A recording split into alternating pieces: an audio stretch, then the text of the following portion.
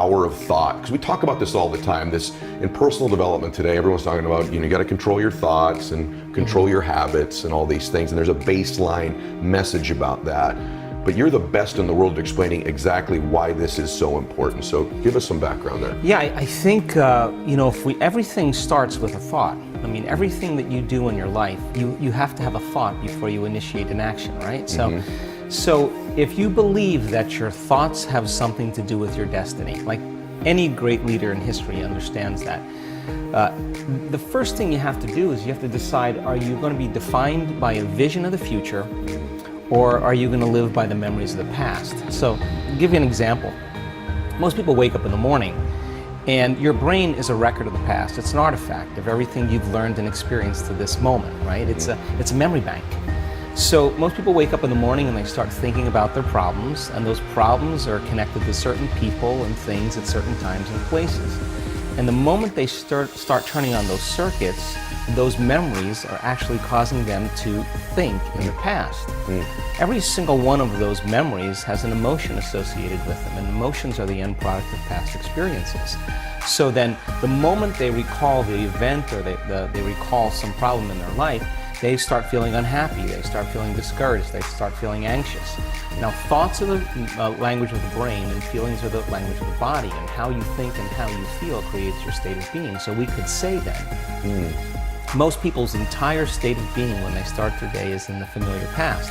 Well, if you live in the familiar past, then it makes sense you're going to create the predictable future. So what happens for most people is they get stuck in their biology. So think about this.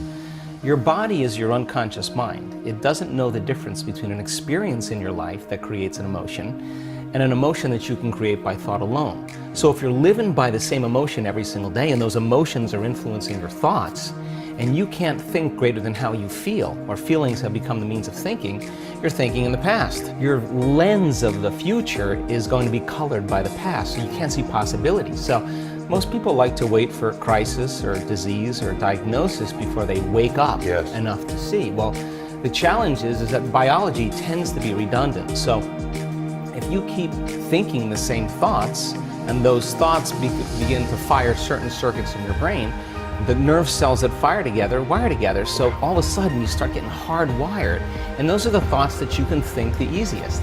At the same time, those thoughts produce chemicals called emotions, and the next thing you know, your body gets accustomed to living by the same emotions, and it could be guilt, it could be unhappiness, it could be pain, but at least it's familiar to you, at least you can predict it. So some people would rather cling to the familiar than take a chance on possibility. So for most people then, they say, well, I don't really see how my thoughts have anything to do with my destiny. Well, that's because 95% of those thoughts are subconscious programs, right? So you're not even conscious that you think those thoughts. So the first step to change is starting to think about what you've been thinking about and change it. And then when you begin to observe those thoughts, you're no longer the program, you're the consciousness observing Just the program. simply by being an observer of your thoughts. Right, so most people though, when you do that, when you decide to really take a look, it's like lighting a match in a dark place. So you feel uncomfortable. So it's easier to turn on your TV, it's easier to play with your cell phone, to distract yourself from those feelings. Well, when you understand that change really requires becoming uncomfortable to a certain degree, and that's normal, that you're leaving the known and you're stepping into the unknown, then it begs the question, what thoughts do you want to fire and wire in your brain? Because your attention on those thoughts begins to reorganize circuitry, remold the brain.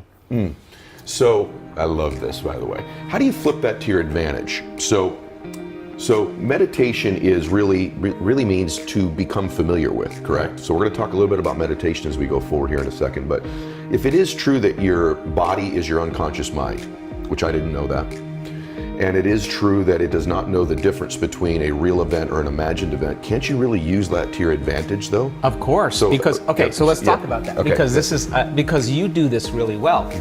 Because most people are waiting for their life to change, so they can feel gratitude, to feel abundance, to feel whole. That's the old model of cause and effect.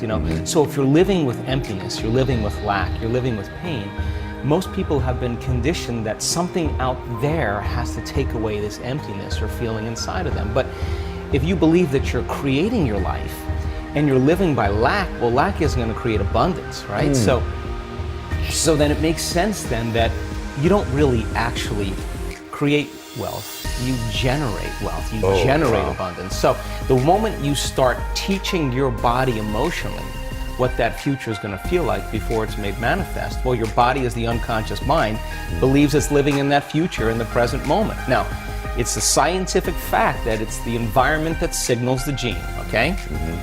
The end product from an experience in the environment is an emotion.